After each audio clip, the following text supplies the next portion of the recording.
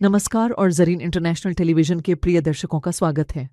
मैं तनवीर सिंह हूं और मैं आपको इस घंटे की ताज़ा खबरें लाने के लिए यहाँ हूं। हाथ से ली गई तस्वीरें दिखाती हैं कि कंधार के एक निवासी अफगानिस्तान की वर्तमान स्थिति की आलोचना करते हुए जनरल रज़ाक की तस्वीर पकड़े हुए हैं।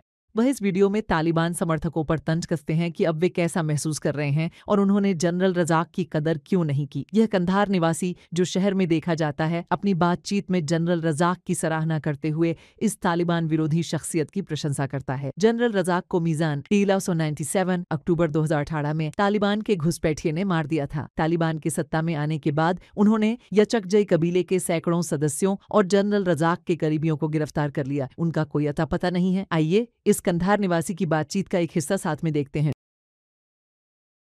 तालिबान के प्रवक्ता ने घोषणा की 2 रात पहले इस समूह की ताकतों द्वारा एक आवासीय इलाके पर किए गए हमले में दाइश ISIS के 2 सदस्य मारे गए। जबीहुल्लाह मुजाहिद ने कहा कि दाइश के ठिकाने से हथियार, गोला बारूद बरामद किया गया। हालांकि मुजाहिद ने यह स्पष्ट नहीं किया कि ये लोग अफगानिस्तान की राजधानी में कैसे घुसे।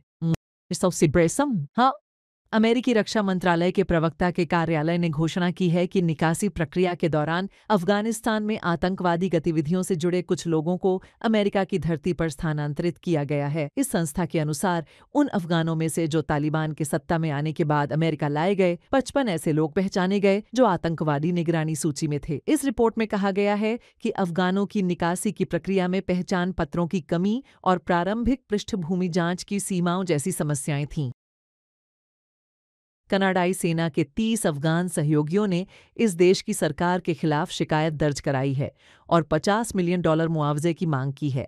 ये 30 लोग, जिन्होंने पहले कनाडाई सेना के साथ सहयोग किया था, शिकायत करते हैं कि अफगानिस्तान में खतरनाक जिम्मेदारियों को निभाने के बावजूद सरकार ने उन्हें आवश्यक लाभों और समर्थन से वंचित कर दिया है। कनाडा सरकार ने अभी तक इस शिकायत का जवाब नहीं दिया है।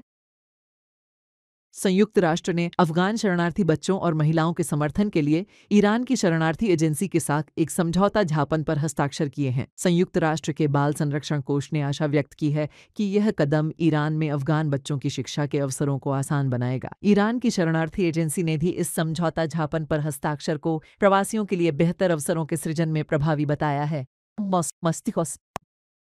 हेलो ट्रस्ट माइन क्लियरेंस संस्था ने घोषणा की है कि अफगानिस्तान में बिना फटे विस्फोटक लगभग 6.5 मिलियन लोगों की जान को खतरे में डाल रहे हैं। माइन विस्फोटों के 80% पीड़ित बच्चे हैं। ट्रंप प्रशासन हजारों अवैध प्रवासियों को अमेरिका के आंतरिक डिटेंशन सेंटर्स से क्यूबा के ग्वांतानामो बेस में स्थानांतरित करने का इरादा रखता है। अमेरिकी अधिकारियों ने वॉशिंगटन पोस्ट को बताया है कि यह प्रक्रिया इसी हफ्ते शुरू हो जाएगी और सैकड़ों या शायद हजारों लोगों की जांच की जा रही है। इस जांच का उद्देश्य यह है कि क्या ये लोग ग्वांतानामो में टिक पाएंगे या नहीं। भारत के विदेश मंत्री ने चेतावनी दी है कि अगर देश में फिर से आतंकी हमले होते हैं तो भारत एक बार फिर पाकिस्तान पर हमला करेगा। जयशंकर ने जोर देकर कहा है कि आतंकवाद का इस्तेमाल पाकिस्तान सरकार की नीति का हिस्सा है और भारत के विदेश मंत्री ने हालिया झड़प का हवाला देते हुए कहा है कि पाकिस्तान की वायुसेना को भारी नुकसान पहुंचा है। यह दावा पाकिस्तान खारिज करता है। अमेरिका और 3 यूरोपीय देशों ने इस्लामी गणराज्य के खिलाफ प्रस्ताव का मसौदा अंतर्राष्ट्रीय परमाणु ऊर्जा एजेंसी की गवर्निंग काउंसिल को पेश किया है। फ्रांस की समाचार एजेंसी ने कूटनीतिक सूत्रों के हवाले से लिखा है कि यह प्रस्ताव वियना में एजेंसी की गवर्निंग काउंसिल की साप्ताहिक बैठक में पेश किया गया है। इस प्रस्ताव के अनुसार इस्लामी गणराज्य पर परमाणु हथियारों के प्रसार को रोकने की संधि के तहत अपनी प्रतिबद्धताओं के उल्लंघन का आरोप लगाया गया है। मुस्लिम तुर्की के गृह मंत्री ने बताया है कि हाल के 2 हफ्तों में देश के विभिन्न क्षेत्रों में लगभग 270 मानव तस्करों और 1000 से अधिक शरणार्थियों को गिरफ्तार किया गया है। इस मंत्रालय के अनुसार इन लोगों को तुर्की के 50 से अधिक प्रांतों, जिनमें इस्तांबुल भी शामिल है, में गिरफ्तार किया गया है।